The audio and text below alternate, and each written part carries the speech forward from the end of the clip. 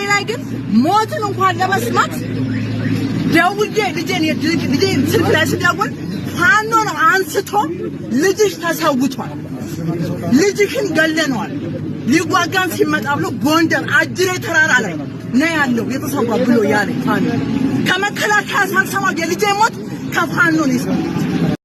በዚህ መንገድ ሰላም ማረጋገጥ አይቻልም። አገሪቱ ውስጥ ሰላም የሚመጣው በመግደል በመገዳደልና ደም በመቃባት ነው ብሎ የሚያምን አእምሮ ቤት ተቀምጣችሁ ሰላም አትጠይቁኝ፣ በፌስቡክ ሰላም ጠፋ አትበሉኝ፣ መጣችሁ መከላከያውን ተቀላቀሉልኝ ይላል።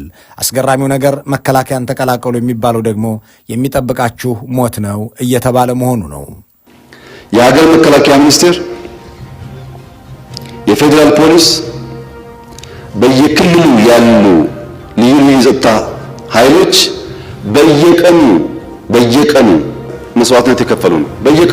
በየቀኑ ወታደር ይሞታል፣ በየቀኑ ፖሊስ ይሞታል። ከሚሞቱ ወታደሮች መካከል የሹማ አብደታ የብላቴዎቹ ምልምሎችና ኮማንዶችም ይገኙበታል። በየቀኑ ፖሊስ ይሞታል፣ በየቀኑ ወታደር ይሞታል ከሚለው ንግግር ቀጥሎ መታችሁ መከላከያን ተቀላቀሉ የሚለው ጥሪ ግን መታችሁ ሙቱልኝ፣ እኔም እንዳማረብኝ ጄኔራሎችም እንደደላቸው እንኑር የሚል ቃል ለመሆኑ መከራከር አይቻልም።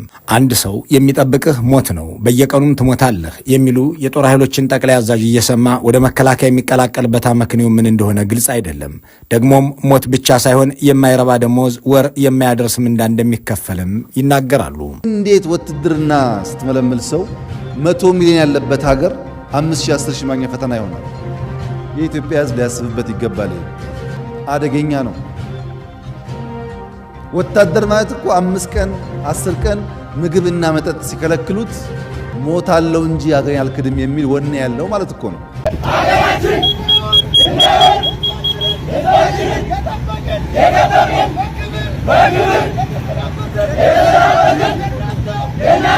እነዚህ ፎቅ እንዲኖራቸው ለተባሉ ጄኔራሎችና ጠቅላይ ሚኒስትራቸው ሀብት እንዲያፈሩ ሲባል ስልጣናቸውም እንዲደረጅ እግራቸውን ያጡ አካላቸውን የተነጠቁ ወታደሮች ናቸው። ለአንድ አብይ አህመድ ብለው በአንድ ብርሃኑ ጁላ ተነድተው ጓዶቻቸውን አጥተው ከዚያም ደግሞ እነሱ አካላቸውን አስቀንሰው የቤተሰብ ሸክም የሆኑ የጥይት ትራፊዎች ናቸው።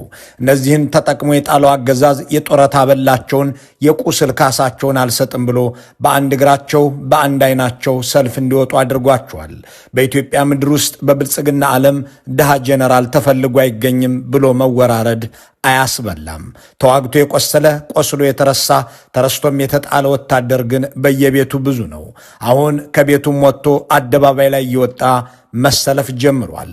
አንድ እግሩን ለቀማው መንግስት፣ አንድ እጁን ለነጠቀው አገዛዝ፣ አንድ አይኑን ላጠፋበት ስብስብ ቢያንስ መውደቂያዬን ስጠኝ እያለ እየተሰለፈ ነው። ባለፉት ተከታታይ ዓመታት በጣቢያችን ባሰራጨናቸው ዘገባዎች የመከላከያ ሰራዊቱ የሚጮህለት የሌለ ሟች ስለመሆኑ፣ ሲሞት የማይቀበር ለቤተሰብ መርዶ የማይነገር ሲቆስል የማይታከም አካል ጉዳተኛ መሆኑ ተስፋ እንዲያጣ የቤተሰብም ጣጣ እንዲሆን ተደርጎ እንደሚጣል ስንዘግብ መቆየታችን ይታወሳል። የብልጽግና ምዕመናንና የስቱዲዮ ቅምጥ የፕሮፓጋንዳ ሚሊሻዎች ግን ይህንን ማጣጣላቸው ሳይበቃ በመንግስት በጀት ሲሞት የሚውለውን ሰራዊት በአገር ጠመንጃ ከወገኖቹ ጋር ደም ሲቃባ የሚውልን ወታደር ጀግናና ለአገር ሲል የሚዋደቅ አድርገው ሊያዋውቡት ሲሞክሩ ከርመዋል። አሁን በአደባባይ መገለጥ የጀመረው ሀቅ ያረጋገጠው ግን በየቤቱ የተጣሉ ወታደሮች አካል ብቻ ሳይሆን ተስፋ የተነጠቁ ወጣቶች ብዛት አያሌ መሆኑን ነው። በአንድና ሁለት ከተሞች በአዳማና ቢሾፍቱ ብቻ ይህንን ያህል ወጣቶች ለመውጣት ከደፈሩ በሌሎች የኢትዮጵያ አካባቢዎች ቢፈቀድ በየእስር ቤት ውስጥ የተዘጋባቸው ቁስለኞችም እንዲሁ ቢፈቀድላቸው ከተሞችን ያጥለቀልቁ ነበር። እነዚህ ወታደሮች ያገለገሉትን መንግስት የጭካኔ ደረጃ ከእነሱ በላይ የሚያውቅ የለም። ጥቅማችን ይከበር ብለው ሰልፍ ሲወጡ አካላቸውን ስላጡ የሚሳሳላቸው እንዳልሆነና አልሞ ተኳሽ ወታደሮቻቸውን አሰማርቶ እንደሚረሽናቸው አሊያም ከቤታቸው እያፈነ በአካል ሌሊት እንደሚወስዳቸው አሳምረው ያውቃሉ። እንዳም ሆኖ ካጡት አካል በላይ ከያዙትም ቁስል የላቀ ከሚያጡትም ሕይወት ያላነሰ መበደል አንገብግቧቸው በተከታታይ ቀናት አደባባይ ላይ ውለዋል። እነሱም ይላሉ፣ በራሴ ሕይወት ላይ ቆርጬ ነው የወጣሁት።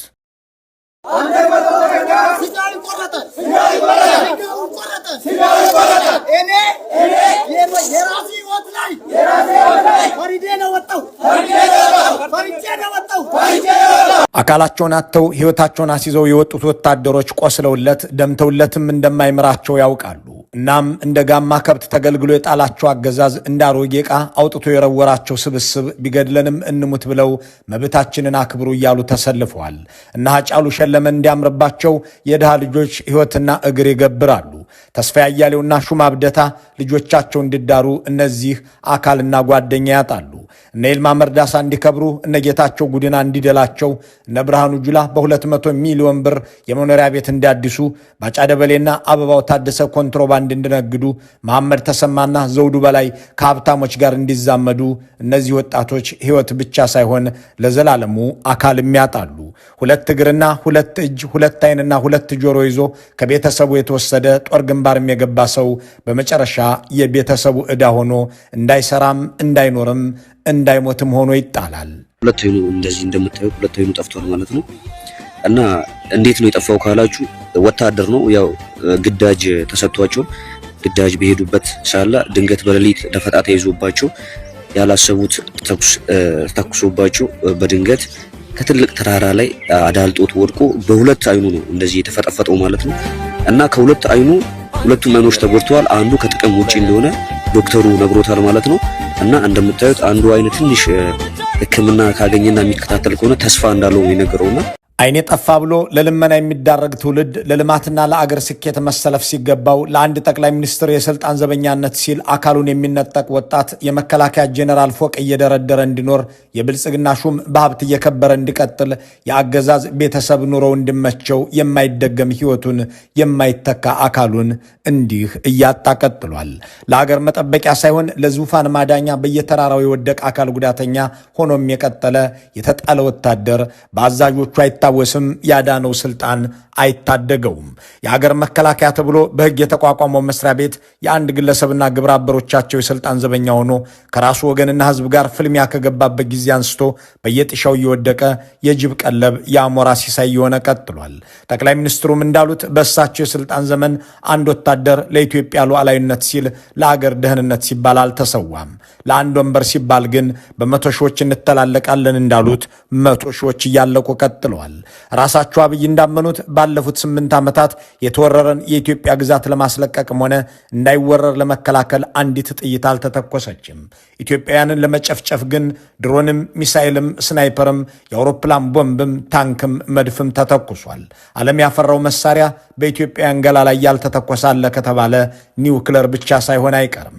ብልጽግና የለውም እንጂ ቢኖረው ኖሮ ኒውክለሩንም እንደማይተኩሰው ለመጠራጠር ቦታም ፋታም ያለ አይመስልም። አብዛኛው ከመከላከያ ወገን እየተጎዳ ነው። ዞሮ ዞሮ የሚጎዳው ደግሞ ወይ ባለስልጣን አይደለም ወይ ምን አይደለም፣ የደሃው ልጅ ነው። እኒህ ሰው አካላቸው ሳይጎድል ተርፈው ሕይወታቸውንም ሳያጡ ድነው ለምርኮኛነት የተዳረጉ ሰው ናቸው። በጠላቶቻቸው እጅ ከመውደቃቸው በፊት ሻምበል የሚል ማዕረግ የነበራቸው፣ ሕይወት ከመገለባበጡ አስቀድሞ ከአብይ አህመድና ብርሃኑ ጁላ ክፍለ ሰራዊቶች መካከል የ95ኛውን ክፍለ ጦር 3ኛ ሬጂመንት ያዙ ነበር። ስማቸው ጌትነት ፈቃዱ ይባላል። ሻምበል ጌትነት 28 ዓመታት ሙሉ አገራቸው ውስጥ የኖሩት በውትድርና ነው። አገራቸውም ሆነ ሰራዊቱ ከየት ወዴት እንደተፈጠፈጡ የተረዱ መሆናቸውን ሲያብራሩም የድሃ ልጅ እንጂ የባለስልጣን ልጅ አልሞተም አልቆሰለም ይላሉ። በእርግጥም ልክ ናቸው። ከብርሃኑ ጁላ ልጆች አንድ የጎደለ አንድም የቆሰለ የለም። የአብይ አህመድ 3ቱም ልጆች ወደ አሜሪካ እንዲላኩ መደረጋቸውን የተናገሩት ራሳቸው ጠቅላይ ሚኒስትሩ ናቸው። የጀነራል ሹማ አብደታና የጀነራል ተስፋ ያያሌው ልጆች አዲስ አበባ ላይ በግማሽ ቢሊዮን ብር ገንዘብ ልጆቻቸውን ሲድሩ የኢትዮጵያ ገበሬ ልጆች በየቦታው ይወድቃሉ። ከአዳነች አቤቤ ዘመድ አዝማድ አንድም ሰው አልሞተም ብቻ ሳይሆን አልዘመተም ብሎ የሚወራረድ ሰው ይረታል። ሽመልስ አብዲሳ እንኳን ወንድም እህቶቻቸውን ሊያዘምቱ ወላጆቻቸውንም ከጊንጭ አዲስ አበባ ወስደው በቪላ ቤት ውስጥ ማኖር ከጀመሩ 6 ክረምቶች አለፉ። የአማራ ክልል ባለስልጣናት ከወላጆቻቸውም ከልጆቻቸው መካከል አንዱ እንኳን ጦር ሜዳ ሊሄድ ወደ ክልሉም አይጓዝም። የኢትዮጵያ ገበሬና ድሃ ልጅ ግን በየተራራው ይወድቃል፣ ሞቱ አይዘገብለትም። የአብይ አህመድን ስልጣን ለመታደግ የነሽመልስ አብዲሳንና ብርሃኑ ጁላን ቤተሰቦች ሕይወት ምችት እንድትላቸው ሲባል በመቶ ሺህ የሚቆጠር የመከላከያ ሰራዊት ባለፉት ዓመታት ረግፏል። መርዶ ለቤተሰብ አይነገርለትም፣ ሲቆስል አይታከምም። እናም በታጣቂዎች በተማረከ ቁጥር በየተራራው ከዓይኑም እምባ ከገላውም ደም እያፈሰሰ ይማጸናል። እድል ቀንቶት ግማሽ አካል ይዞ ከቤተሰቡ የተቀላቀለ ደግሞ በሰልፍ ይጠይቃል።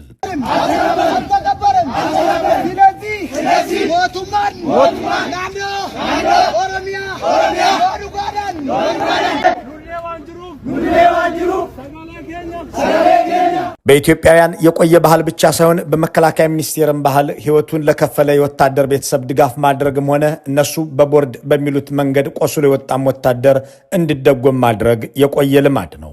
የኦህዴድ ብልጽግና አገዛዝ ዛሬም መንግስት መሆን አልቻለምና ለነሱ ስልጣን ሲሉ የሞቱትንም ሆነ የቆሰሉትን ዘወር ብለው አያዩዋቸውም። የሚያስታውሰን አጣን ያሉ ወታደሮችም መሰለፍ የጀመሩት በዚሁ ምክንያት ነው።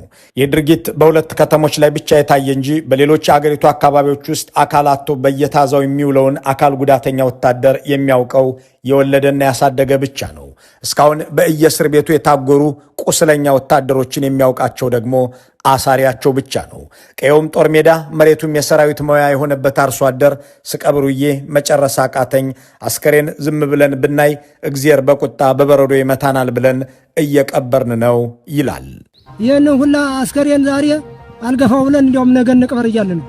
የመከላከያን በቃ ነገ እንቅበር እንዲያውም ዛሬ በቃ ደከም ነው አልሆነልንም እያል እንዲያውም ይህንም የሚፈጠር አንድ ቦታ ላይ ያለ እንጂ በየቦታው እዚያም በቃ በጦሩም ባወስቶ ግለሰቡ ያው እኛ ዋናው ነገር በረድ ይመታናል ወይም ደግሞ ሌላ አደጋ ይደርስብናል በማለት እየተሰባሰብን እየቀበርን ነው እና ነገ በነገው ዕለት ደግሞ እንደገና ደግሞ ያው ቀብር ነው ምን ዛሬ አላለቀልን። በወላጆችና በቤተሰቦች ውስጥ ብቻ ሳይሆን በየሆስፒታሉም የተዘጋባቸው በርካቶች መኖራቸውን የሚናገሩ የመከላከያ ታዛቢዎች ስጋ ሜዳ አካባቢ አንድ ማዕከል ተከፍቶ አካል ጉዳተኛ ወታደሮች ከሰው ተከልለው ተዘግቶባቸዋል ይላሉ።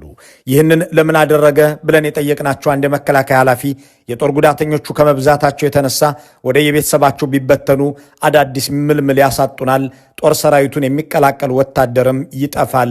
እናም ይህ እንዳይሆንብን በአንድ ማዕከል ሸሽገን አስቀምጠናል በሚል ያብራራሉ። በተለይም የወላይታ የሲዳማና መሰል የደቡብ ኢትዮጵያ ልጆች በዚህ ስጋ ሜዳ ተብሎ በሚጠራው አካባቢ በተዘጋጀው ካምፕ ውስጥ እንደሚገኙ ቤተሰቡም ሆነ ሌላ አካል እንደማይጠይቃቸውም ይገልጻሉ። እነዚህ እንደ እስረኛ የተያዙ አካል ጉዳተኞች ለአዳዲስ ምልምሎች ገበያ እንዳይዘጉ ሌላ ምልምልም እንዳያሳጡ ተብሎ ሲዘጋባቸው የሞቱት ደግሞ መርዶ ለቤተሰብ አይነገርም። በወታደራዊ ታሪክም ውስጥ አንድ ወታደር ሲሞት ለቤተሰብ መርዶ መናገር የተለመደ በኢትዮጵያ መከላከያ ሚኒስቴርም ውስጥ የሚዘወተር ነገር ነበር። አንድ ኃላፊነት የሚሰማው መንግስት፣ አንድ ለህዝቡን ጥፍጣፊ ራሮት ያለው አስተዳደር ከህዝብ መሃል የወሰደው ወታደር በውጊያ ሲሞት ለቤተሰብ መርዶ መንገር ደንብ ነው። መርዶ መናገር ብቻ ሳይሆን ወላጆቹን ወይም ልጆቹን መካስም የአንድ መንግስት ጠባይ ያለው ኃይል ግዴታ ነው። የብልጽግና አገዛዝ ግን ልጆቻቸውን ወስዶ ለሞት ከማገደ በኋላ ወላጆች መርዶ የሚሰሙት ከገዳዮች ለመሆኑ እኒህ እናት ምስክር ናቸው። እነዚህ መከላከያ ኮማንዶዎች ብሎ የሚያሰለጥናቸው መሆናቸውን ሰሞኑን ይፋ አድርጓል። ይህ መንግስት ኮማንዶ እያለ የሚጠራው ኃይል የሚሰለጥነው ደግሞ በብላቴ ማሰልጠኛ ተቋም ነው። ለ44ኛ ጊዜ የኮማንዶ ስልጠና እየተሰጠ ስለመሆኑ ተቋሙ አስታውቋል። በመጀመሪያ ቁጥሩን ልብ እንበለው። ለ44ኛ ጊዜ እያሰለጠንን ነው ሲሉ ከዚህ በፊት 43 ዙር የኢትዮጵያ ወጣት ኮማንዶ ነህ እየተባለ ከብላቴ ወጥቷል ማለት ነው። በመቀጠል በዚህ በምስሉ ላይ የሚታየውን ሰራዊት በጠቅላላ ልብ እንበለው። ይህ የኮማንዶ የተባለ ጦር እያንዳንዱ አንዳንድ ገድሎ ቢሞትም ብለን እናስላ።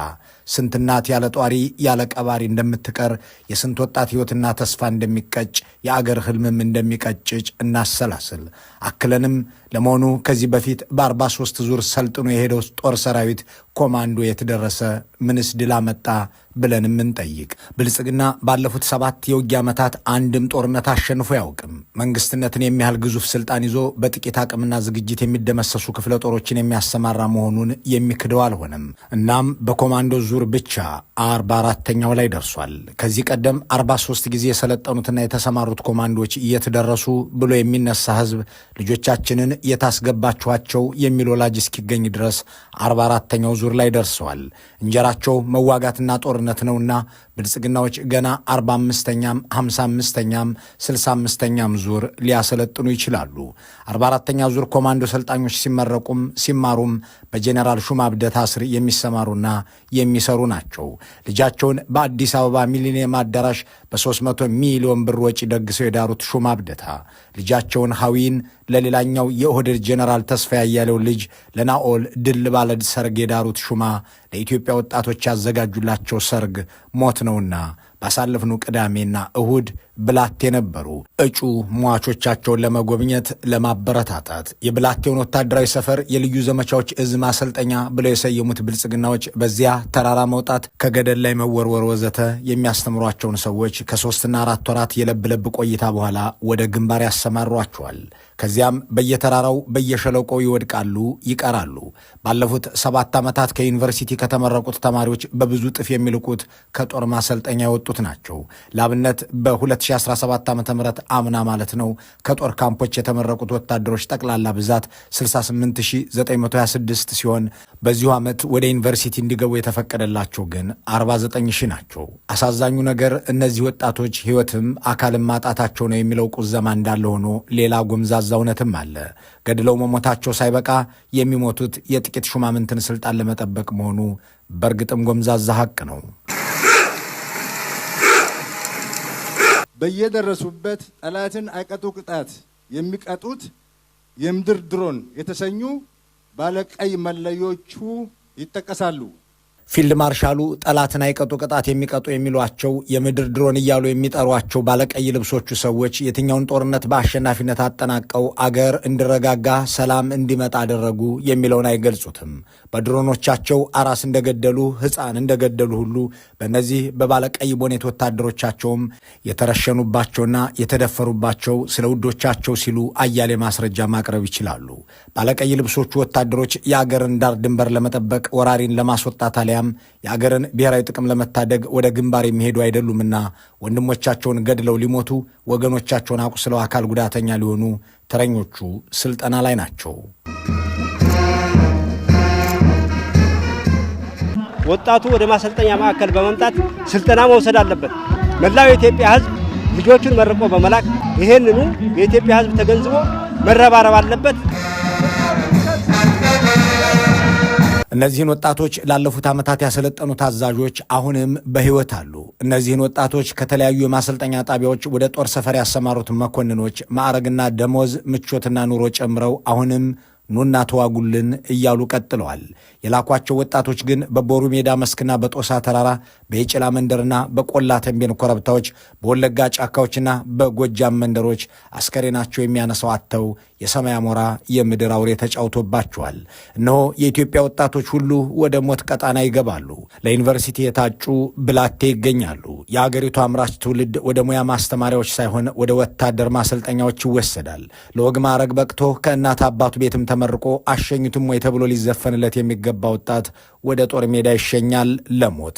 ምልመላ፣ አሁንም ምልመላ፣ ጦር ሜዳ፣ አሁንም ውጊያ፣ አሁንም እልቂት፣ ጉዞ ወደ ሞት አደባባይ፣ መጋዝ፣ ወንድማማቾች ወደሚገዳደሉበት፣ የአንድ አገር ልጆች ወደሚተላለቁበት ሸለቆ፣ ገዳይም ሟችም የሆነ ትውልድ በአጋዳይ መሪዎችና ጀነራሎች እየተመራ ከኮማንዶ እስከ አየር ኃይል ወገኑን ስለ መግደል ይሰለጥናል። እናት ወገቧን አስራ ያሳደገችውን ልጇን ወስዶ ያስገደለው መንግስት ግን መርዶ እንኳን አይነግራትም። አባት ድምፁን አጥፍቶ ያጎረመሰውን ልጁን ደረሰልኝ ሲል መንግስት ወደ ጦር ግንባር ያዘምትበታል። ከዚያም ካሳ እንኳን ሳይከፍለው መርዶ እንኳን ሳይነግረው በዝምታ ያልፈዋል። መንግስትም ይላል ሆብዬ እመጣለሁ፣ ገድዬ እመጣለሁ፣ ይፎክራል። ወታደር እያረገ ወጣት ይልካል። ሆብዬ እመጣለሁ፣ ሆብዬ በድል፣ ሆብዬ እመጣለሁ፣ ሆብዬ በድል፣ ጥንጥም ያባቴ ነው ጠላትን መግደል። ለአገር መሞት ቀናይነት ሆኖ የታየበት ውትድርና ረክሶ ቀኝ ኋላ ዙር፣ ግራ ቀኝ ስመር፣ አነጣጥረህ ተኩስ፣ ግደል፣ ተጋደል የሚል ዘግናኝ ቃል እየተነገረው ለዚያውም ለእርስ በርስ ጦርነት ለዚያውም የአንድ ሰውና ግብረ አበሮቻቸውን ስልጣን ለማዳንና ለማክረም ሲባል የሚገበር ኢትዮጵያዊ በኮማንዶም በመደበኛም ውትድርና እየተጋዘ ቀጥሏል። የብልጽግና ገዢዎች ወታደር ለመመልመል የሚከተሉት ስልትም ሆነ ለጦርነት የሚያሰማሩበት መንገድ ደግሞ የከፋ ጭካኔ ያለበት ደግሞም እልቂት ጠር ነው። በኦሮሚያ ወጣት ለነሱ መሞት እንደማይፈልግ እየገለጸ ሲሸሽ አማራ ስልጣን ሊይዝ እየታገለን ስለሆነ መንግስትህን ለማዳን ዝመት በሚል ነውረኛ ቅስቀሳ በግድም በውድም በማታለልም በአውቶቡስ ሞልተው ወደ ሞት ዓለም ይወስዷቸዋል።